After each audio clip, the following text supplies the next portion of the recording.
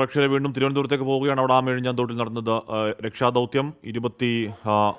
ജോയ് എന്ന് പറയുന്ന ഒരു പാവം മനുഷ്യനെ കാണാതായിട്ട് ഇപ്പോൾ 26-27 മണിക്കൂറിലേക്ക് അടുക്കുകയാണ്. നേരത്തെ ഒരു ക്യാമറയിൽ, റോബോട്ട് ക്യാമറയിൽ ഒരു മനുഷ്യ ശരീരം തോന്നിച്ചിരുന്ന ഭാഗങ്ങൾ കണ്ടിരുന്നു. അത് രക്ഷാപ്രവർത്തനത്തിൽ കിട്ടിയ ആദ്യ ഒരു പോസിറ്റീവ് സൂചന എന്നുള്ള നിലയ്ക്ക് വലിയ പ്രതീക്ഷയോടുകൂടി ആ മേഖല കേന്ദ്രീകരിച്ചുള്ള പരിശോധനയിൽ സ്ക്യൂബ സംഘാംഗങ്ങൾ പറയുന്നത് അതങ്ങനെയല്ല, അത് വേസ്റ്റ് മാത്രമാണ്, ചാക്കോ അങ്ങനെ മറ്റെന്തോ. അവിടെ മൊത്തം വേസ്റ്റ് അടുക്കി കിടക്കുന്ന പാറ പോലെ ഉറച്ച വേസ്റ്റ് മാത്രമാണ്. ഒരു മാലിന്യ ലോകമാണ് അതിനുള്ളിലുള്ളത്. അപ്പോൾ അങ്ങനെ ആ വേസ്റ്റ് മാത്രമാണ്, അതല്ലാതെ ഒരു മനുഷ്യരമല്ല. കാര്യം 5 മുതൽ 8 മീറ്ററിനുള്ളിലാണ് ആ ദൃശ്യങ്ങൾ കണ്ടത്. അപ്പോൾ 15 മീറ്റർ വരെ, 5 മീറ്ററിൽ 8 മീറ്റർ ഒന്നും കാണാതെ ഒരു 15 മീറ്റർ വരെ ഉള്ളിലേക്ക് ഇറങ്ങി പരിശോധിച്ചിട്ടും അവിടെ ഒന്നും കണ്ടെത്താൻ കഴിഞ്ഞില്ല. വീണ്ടും പഴയതുപടി മാൻഹോളിലേക്ക് ഇറങ്ങുകയാണ് സ്കൂബ സംഘം. MG പ്രതീഷ് ഇപ്പോൾ കേൾക്കുന്നത് ഈ വാട്ടർ ലെവൽ ഉയർത്തി സ്കൂബ സംഘങ്ങളുടെ പ്രവർത്തനം സുഗമമാക്കുമെന്ന് പറയുന്നു. അതിൻ്റെ പ്രായോഗികത എങ്ങനെയാണ് പ്രതീഷ്?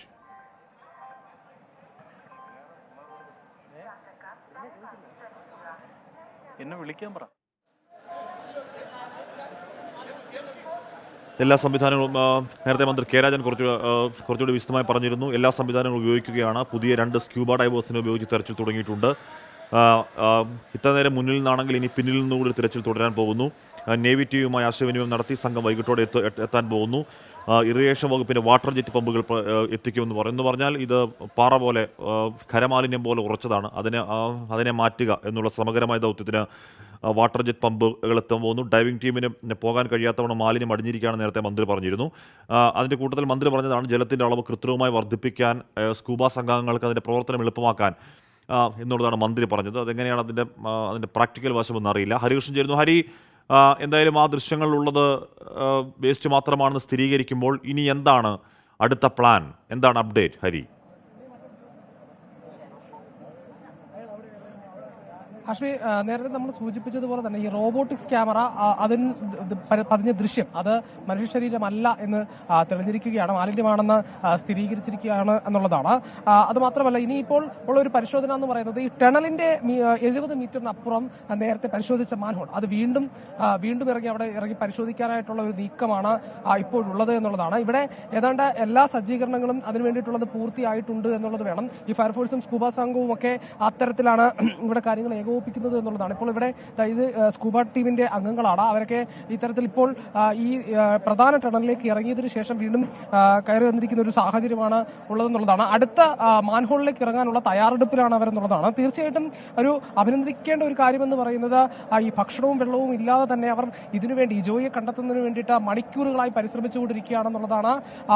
ഈ ഒരു ദിവസം പിന്നിട്ട് മണിക്കൂറുകളായി ഈ ടീം തന്നെയാണ് ഇന്നലെയും ഇവിടെ ഈ പരിശോധന നടത്തിയത് എന്നുള്ളതാണ് ഏറ്റവും പ്രധാനപ്പെട്ട കാര്യം. ഒരു പുതിയൊരു നടപടി എന്ന രീതിയിൽ ഇനി വരാൻ പോകുന്നത് ഈ വാട്ടർ ലെവൽ, അതായത് ഈ ആമയിഴഞ്ചാൻ വാട്ടർ ലെവൽ കൃത്രിമമായി ഉയർത്താനുള്ള സാധ്യതയുണ്ട്. അതായത് ഈ പ്ലാറ്റ്ഫോമിന്റെ അടിയിലുള്ള ഈ 250 മീറ്റർ ആമയിഴഞ്ചാൻ തോട് അത് കൃത്രിമമായി കെട്ടി നിർത്തി അതിനുശേഷം ഒരു പരിധി കഴിയുമ്പോഴേക്കും വെള്ളം മാറ്റുന്നതിന് വേണ്ടിയിട്ടാണ് ശ്രമിക്കുന്നത് എന്നുള്ളതാണ്. വെള്ളം ഒഴുക്കി വിടും. അപ്പോൾ ഈ വേസ്റ്റ് അല്ലെങ്കിൽ മറ്റു വസ്തുക്കൾ, തടഞ്ഞു നിൽക്കുന്ന വസ്തുക്കളൊക്കെ ഉണ്ടെങ്കിൽ അത് പുറത്തേക്ക് പോകുന്ന ഒരു സാഹചര്യം ഉണ്ടാകും. അത് എന്തെങ്കിലും വസ്തുക്കളുണ്ടെങ്കിൽ വേസ്റ്റൊക്കെ അടക്കം പുറത്തേക്ക് വരും എന്നൊരു നിഗമനത്തിലാണ്. അത്തരത്തിലൊരു രീതിയാണ് ഇനി നോക്കുന്നത് എന്നുള്ളതാണ്. ഏതായാലും ഈ മാൻഹോളിലേക്ക് നേരത്തെ നമ്മൾ കാണിച്ച ദൃശ്യങ്ങൾ കാണിച്ചതാണ്. ഈ 3-ാം നമ്പർ പ്ലാറ്റ്ഫോമിലെ മാൻഹോൾ എന്ന് പറയുന്നത്, അവിടേക്ക് വീണ്ടും ഇറങ്ങി പരിശോധന നടത്താൻ വേണ്ടി സ്കൂബ ടീം തയ്യാറാകുകയാണ് എന്നുള്ളതാണ് ഏറ്റവും പ്രധാനപ്പെട്ട അല്ലെങ്കിൽ പുതിയൊരു വിവരം എന്ന് പറയുന്നത്. ഏതായാലും നേരത്തെ അല്പം മുമ്പ് വരെ ഒരു ആശ്വാസം അല്ലെങ്കിൽ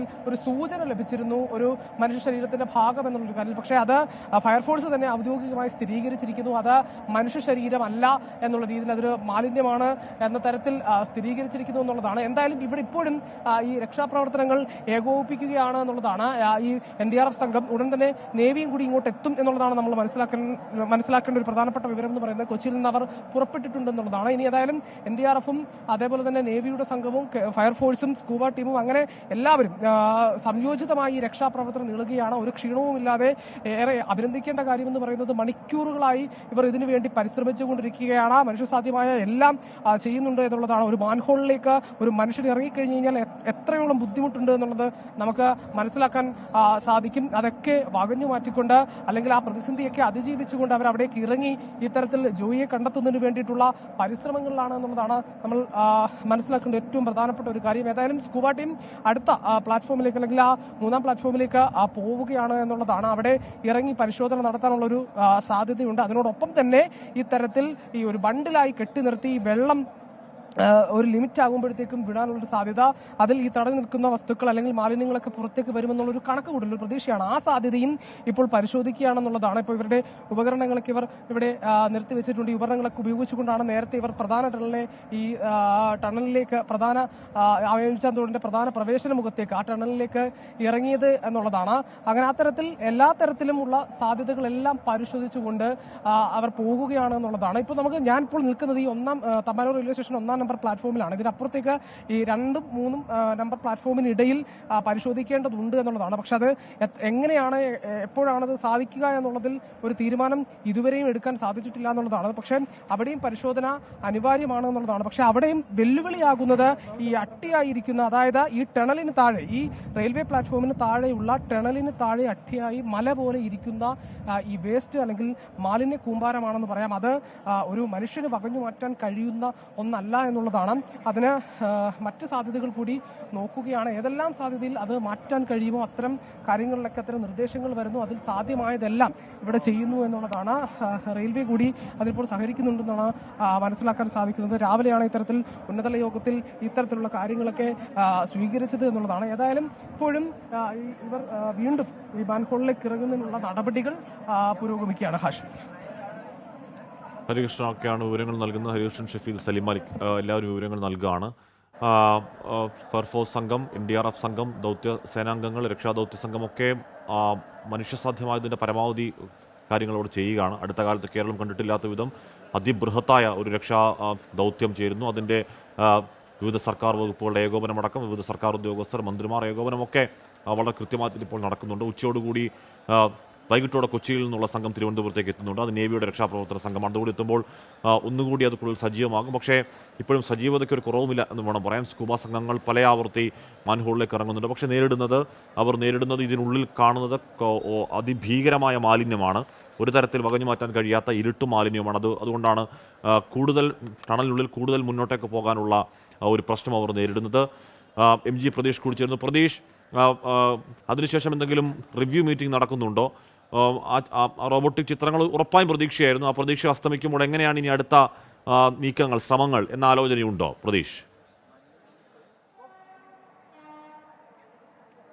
ഹാഷ്മി, കഴിഞ്ഞ കുറച്ച് മണിക്കൂറുകളിൽ പ്രതീക്ഷയുടെ ഒരു കണിക ഉണ്ടായിരുന്നുവെങ്കിലും പറയാമായിരുന്നു. കാരണം ഈ റോബോട്ടിക് സാങ്കേതിക വിദ്യയിൽ പതിഞ്ഞ ഒരു ചിത്രം അല്ലെങ്കിൽ ആ ഒരു സൂചന വലിയ പ്രതീക്ഷ നൽകിയിരുന്നു. പക്ഷേ ആ ഒരു പ്രതീക്ഷ അസ്തമിച്ചിരിക്കുന്നു. അത് മനുഷ്യ ശരീരമല്ല എന്ന് ഫയർഫോഴ്സ് ഔദ്യോഗികമായി തന്നെ സ്ഥിരീകരിച്ചിട്ടുണ്ട്. അതുകൊണ്ട് തന്നെ സാധ്യമായ പല വശങ്ങളും പരിശോധിച്ച് വരികയാണ്. നിലവിൽ ഈ നേവിയുടെ സഹായം സർക്കാർ തേടിയിട്ടുണ്ട്. ഇതിന്റെ അടിസ്ഥാനത്തിൽ ഇന്ന് വൈകിട്ടോടുകൂടി തന്നെ കൊച്ചിയിൽ നിന്നുള്ള നേവി സംഘം ഇവിടെ എത്തും. അവരും ഫയർഫോഴ്സിനൊപ്പം തിരച്ചിലിന് മേൽനോട്ടം വഹിക്കുമെന്നതാണ് നമുക്ക് ഈ ഘട്ടത്തിൽ മനസ്സിലാക്കാൻ കഴിയുന്ന കാര്യം. ഒപ്പം കൂടുതൽ സാങ്കേതിക വിദ്യ ഉപയോഗപ്പെടുത്തിക്കൊണ്ടുള്ള തിരച്ചിലായിരിക്കും വരും മണിക്കൂറുകളിൽ നടക്കുന്നത്.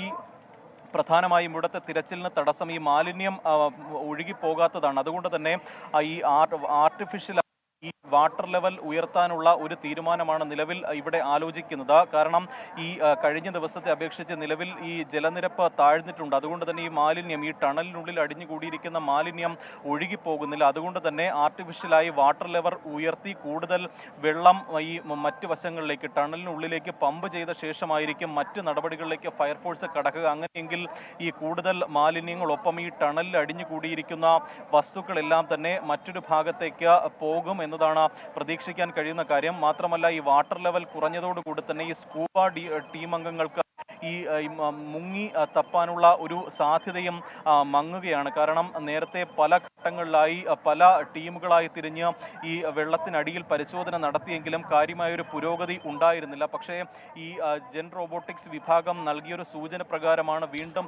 സൂചന മാത്രമാണ് 24 മണിക്കൂറിന് ശേഷം വന്ന ചെറിയൊരു പ്രതീക്ഷ. പക്ഷേ ആ പ്രതീക്ഷ അസ്തമിച്ചു.